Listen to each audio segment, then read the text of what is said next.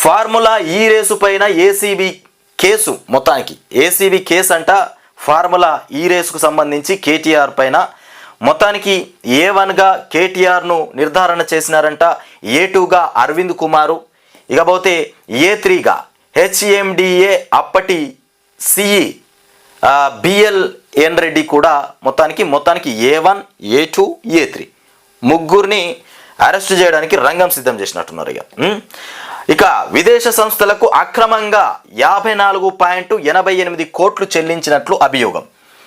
విదేశ సంస్థలకు అక్రమంగా 54.88 కోట్ల రూపాయలు చెల్లించిరనేటువంటి అభియోగం పైన ఇవాళ దర్యాప్తు చేస్తురట.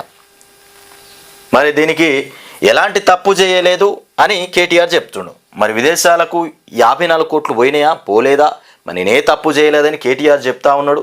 మరి ఈ అంశాల మీద సిట్ నిర్వహించి దర్యాప్తు చేపడితే అప్పుడు వెలుగులోకి వస్తాయి.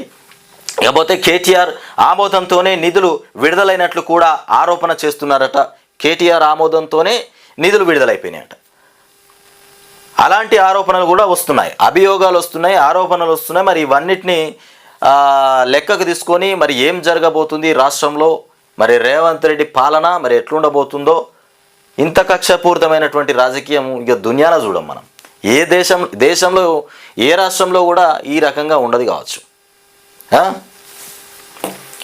ఇకపోతే 3 ఏళ్లలో 600 కోట్లు చెల్లించేలా ఒప్పందమట. ఫార్ములా ఈ రేసు వ్యవహారంలో మాజీ మంత్రి కేటీఆర్ పైన కేసు నమోదైంది. నాటి పురపాలక శాఖ మంత్రిగా వ్యవహరించిన కేటీఆర్ను ప్రధాన నిందితుడి A1గా పేర్కొంటూ తెలంగాణ ఏసీబీ కేసు నమోదు చేసిందట ఆల్రెడీ.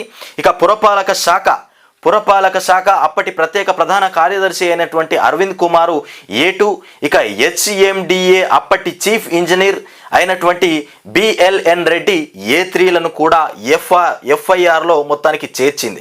ఫార్ములా ఈ రేసు మొత్తానికి నిర్వహణ కోసం నిబంధనలకు విరుద్ధంగా విదేశ సంస్థలకు సొమ్ము చెల్లించారంటూ పురపాలక శాఖ ముఖ్య కార్యదర్శి అయినటువంటి దానకిషోర్ ఏసీబీకి ఈ ఏడాది కోర్టులో 18న ఫిర్యాదు చేశారు.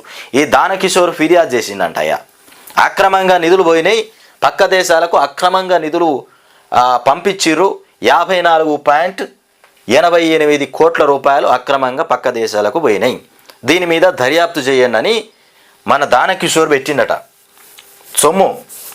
సొమ్ము చెల్లించారంటూ పురపాలక శాఖ కార్యదర్శి 18వ తారీఖున ఫిర్యాదు చేసిందట. దాన్ని మొత్తానికి ఈ రకంగా గవర్నర్ నుండి ఆమోదం వచ్చిందంటూ, మన కేటీఆర్ అరెస్ట్ చేయడానికి గవర్నర్ ఆమోదం తెలిపిందంటూ, దర్యాప్తు చేయడానికి ఆమోదం తెలిపిందంటూ మొత్తానికి రంగంలోకి దింపిండు. మన రేవంత్ రెడ్డికి పొద్దుగాల నుండి పొద్దుగ దాకా అదే ఆలోచన పెట్టుకోవచ్చు.